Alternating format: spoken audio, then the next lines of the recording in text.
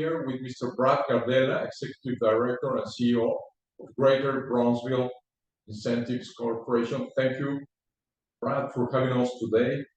Why don't you make an introduction of what are you doing, what is Brownsville Greater Corporation is doing to help business, attract business? Sure. It's kind of hard to say where we're going to start and stop, but we have Brownsville, as you're probably well aware, is one of the hottest commodities in the state of Texas right now. We have the 5 access points to transportation with road, rail, runway, river, and now rocket. With all of that said, that puts us in competition with the big players in the state, such as Corpus Christi, San Antonio, Houston, Freeport to some extent, Baytown, for example, because those are all communities that have ports or direct access to port and have inland ports. And that gives us the ability to now look at our port system and the rest of the transactional points that we have and say, this is who we compete with. These are the types of industries we now need to go after. Thankfully, we have a lot of those already coming here, but now it's our directive to go out and get the next generation of those types of jobs, advanced manufacturing, some advanced logistics operations, some specialty,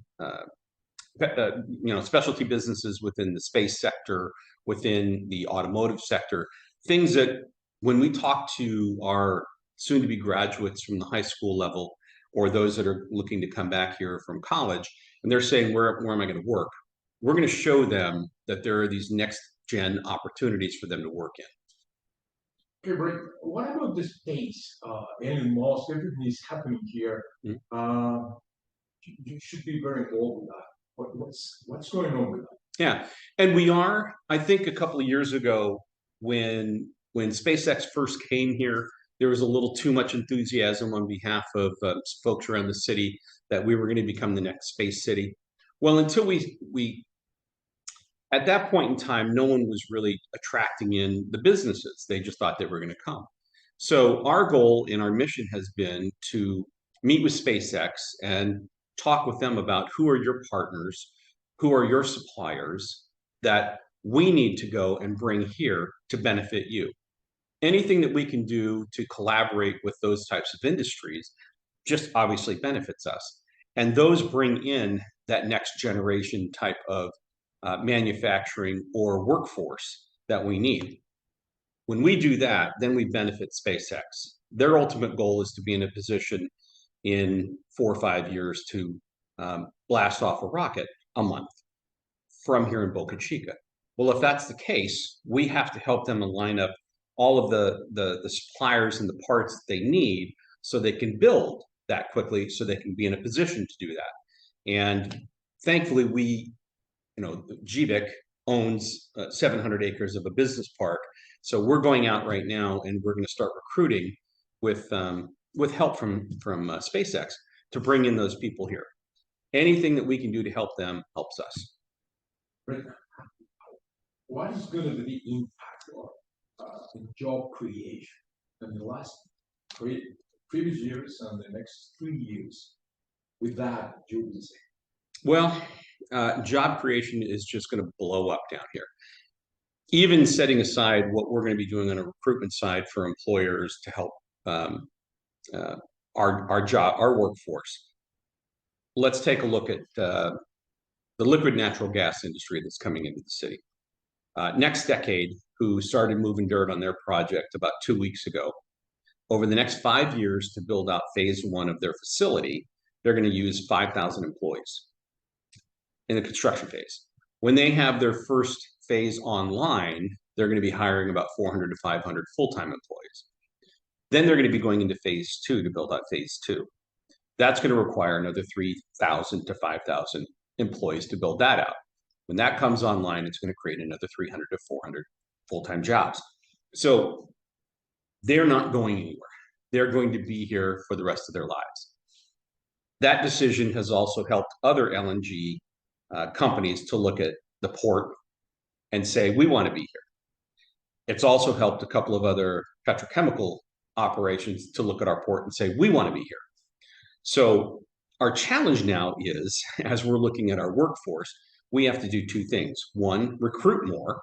We need more people to come here. And I believe that the wages that are going to be paid in these operations will attract more people to come here.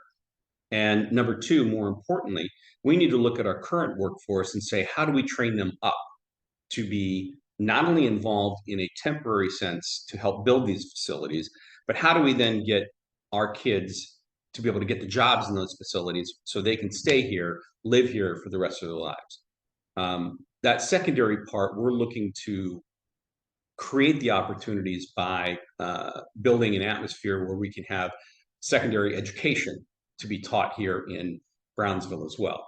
And not just through a 2-year sense, but in a 4-year degree sense, and potentially even a 6-year degree sense.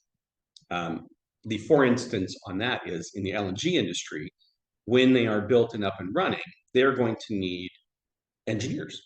Engineers require a 4-year degree. Some of what they do require a master's level or a PhD level candidate to fill those positions. Wouldn't it be nice if we could look at our Brownsville residents and say, here's an opportunity for you to go and get that education. And we can do it literally within our city limits, as opposed to sending them out somewhere else, which is what we're having to do right now. Okay, well, that's amazing. A lot going on. Now, Brett, what is going to be the impact on the residential multifamily developments? I mean, yeah, it's growing like crazy, even though the interest rates. What's your view on that?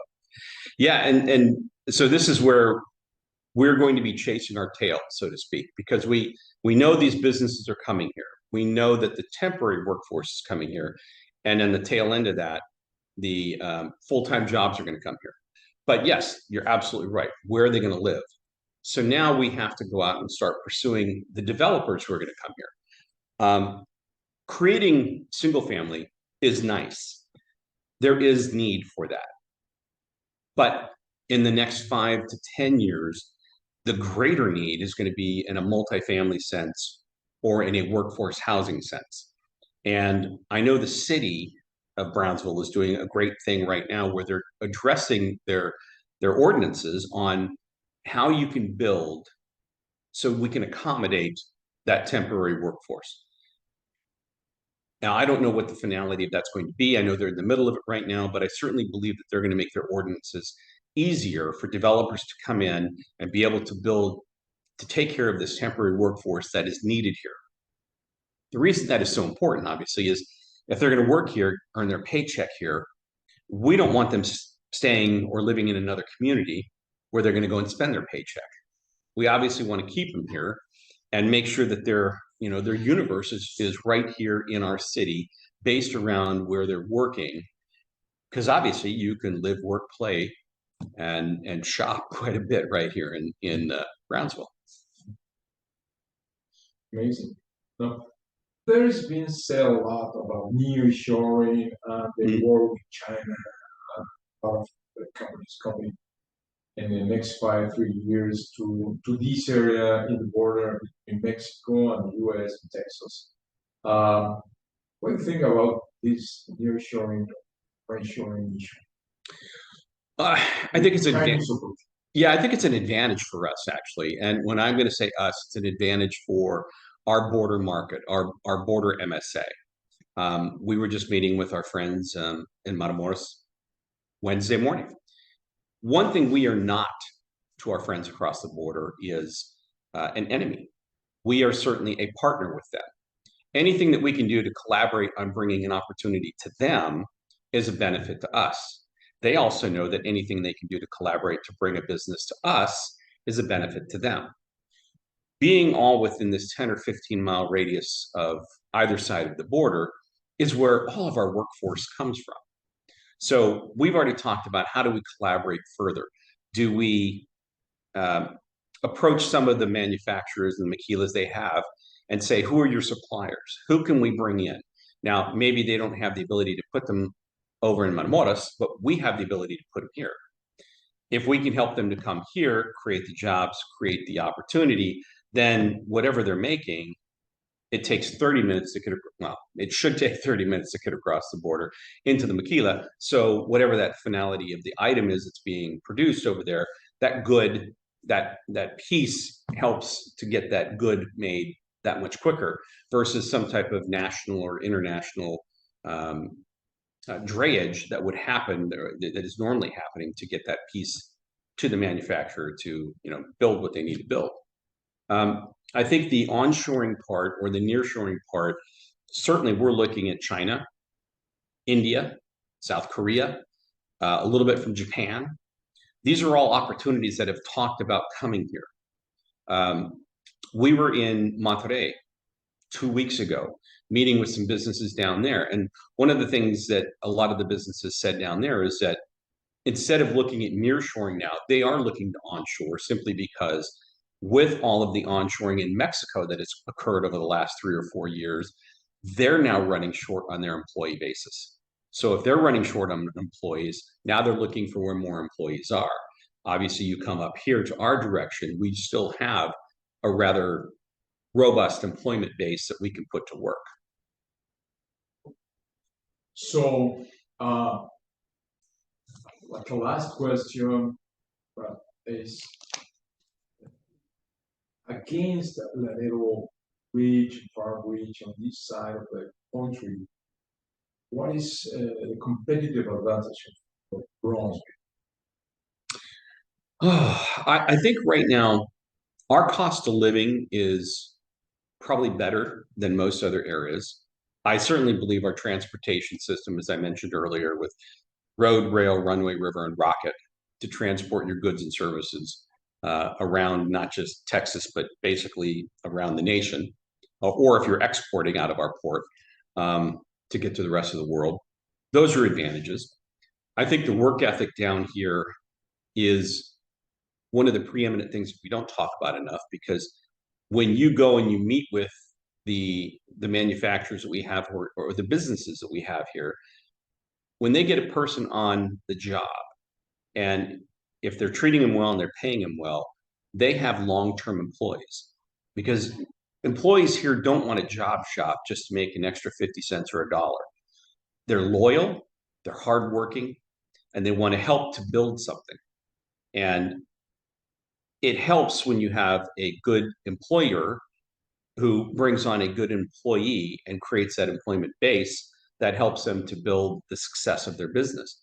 And that is something that I'm seeing here in Brownsville. And I've only been here 6 weeks, but in the time that I've been here, that's what I'm noticing more so than being in other communities where people tend to job shop just for an extra dollar or so an hour.